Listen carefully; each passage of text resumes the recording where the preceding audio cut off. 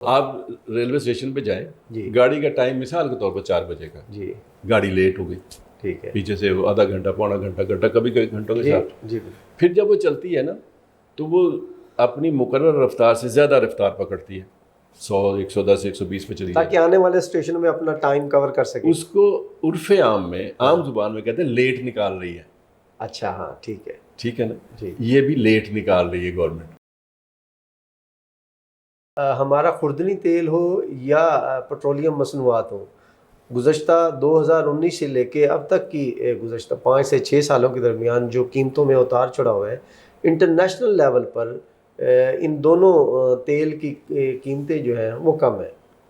اور الحمدللہ گزشتہ کو 2-3 سال سے پاکستان میں ڈالر بھی مستحکم ہے، کوئی خاص ڈفرینس نہیں آیا. جبکہ پاکستان میں ان دونوں تیل کی قیمتیں 2019 سے لے کے آج تک راؤنڈ اباؤٹ 40 سے لے کر اور 60 کے درمیان فلیکچویشن ہو رہی ہے. اس کی وجوہات کیا ہیں؟ جب آپ ایک چیز باہر سے منگوا رہے ہیں وہاں سستی ہے 5 سال پرانی قیمت پر اس سے بھی پیچھے ہے، تو آپ اگلے 5 سالوں میں اس کو ڈبل اور 50% اضافے کے ساتھ جا رہے ہیں. اس کی کیا وجوہات ہیں؟ ہم کس طرح عوام کو سکون دے سکتے ہیں؟ آپ نے کبھی ریل گاڑی میں سفر کیا؟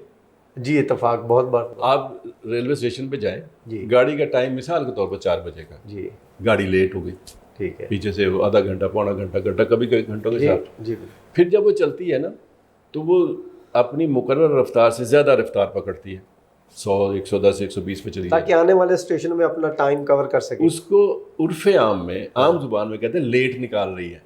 اچھا ہاں ٹھیک ہے ٹھیک ہے نا، جی یہ بھی لیٹ نکال رہی ہے گورنمنٹ.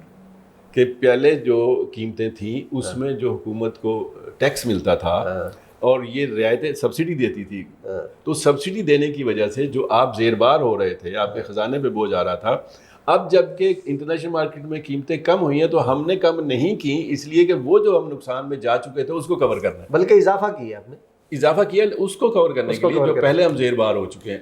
اچھا یہ وہ لیٹ کور وہ کرنے لیٹ کے لیے، یہ گاڑی لیٹ نکال یعنی کہ ٹیکس کلیکشن میں جو لیٹ کم ہوئی تھی وہ پوری کرے، کسر پوری کرے. اور یہ اس میں آئی ایم ایف کا بھی کردار ہے. آئی ایم ایف کا تو نام بدنام ہے سر. نہیں، آئی ایم ایف صرف اشرافیہ کے تحفظ کی باتیں ساری کرتی ہے، غربا پہ تلوار چلانے کی باتیں آئی ایم ایف کرتی ہے. نہیں، وہ یہ کرتے ہیں کہ آپ سبسڈی نہ دیں. آپ نے سبسڈیاں دی ہوئی ہیں، جب وہ سبسڈی کم ہوتی ہے تو قیمتیں چڑھ جاتی ہیں. وہ سبسڈی کم کراتے ہیں. وہ کہتے ہیں جب آپ دیکھیں بات ان کی بھی سچی ہے جی کہ آپ قرض کی وہ پتہ نہیں غالب کا شعر تھا کہ قرض کی پیتے تھے میں اور کہتے تھے کہ ہاں رنگ لائے گی ہماری مست فاقہ مستی ایک دن. تو یہ مسئلہ یہ ہے کہ ہم دوسروں کے پیسے سے قرضے لے کے تو سبسڈیاں آگے دیں. وہ کہتے ہیں یہ نہیں، اپنے پیروں پہ کھڑے ہوں نا، جو آمدنی ہے جو اس کے مطابق خرچ کریں.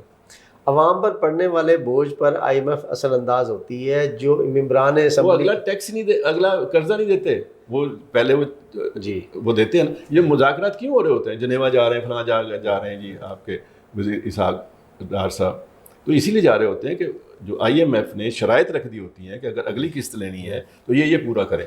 وہ اگر پورا کرتے ہیں تو عوام کی چیخیں نکلتی ہیں، حکومتیں کمزور ہو جاتی ہیں. اس سے بچنے کے لیے پھر وہ مذاکرات کرتے ہیں، وعدے کرتے ہیں، اچھا یہ فلاں 1 سال دے دیں، 2 سال دے دیں، 4 سال دے دیں، پھر کر دیں گے. پھر ہر دفعہ جا کے محنت اللہ کرنا پڑتا ہے. تو یہ مسئلہ وہی ہے کہ ہم اپنے پیروں میں تو کھڑے نہیں ہیں، لوگوں کے پیسوں سے ہم. اشرافیہ، اسٹیبلشمنٹ، ممبران اسمبلی، ان کی تنخواہوں اور مفادات میں 800 گنا تک اضافہ کرنے سے آئی ایم ایف کوئی اعتراض نہیں کرتی.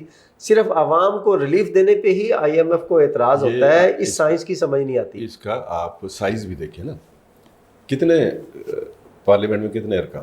سر سارے اللہ تللے بھی شامل، ہم بھی نہیں اس میں شامل. میں کہہ رہا ہوں کہ جن کو یہ سہولت ملتی ہے ان کی تعداد کتنی ہے اور آپ کے ملک میں عوام الناس کی تعداد کتنی ہے؟ کیا وہ سب کو دی جا سکتی ہے؟ پریکٹیکلی پاسبل نہیں نا. اور پھر یہ کہ فیصلہ کرنے کا اختیار ان کے پاس، جس کے پاس فیصلہ کرنے کا اختیار ہے وہ پھر کہتا ہے چلو جی اپنے لیے آنے دو، پہلے اول خیش بعد درویش.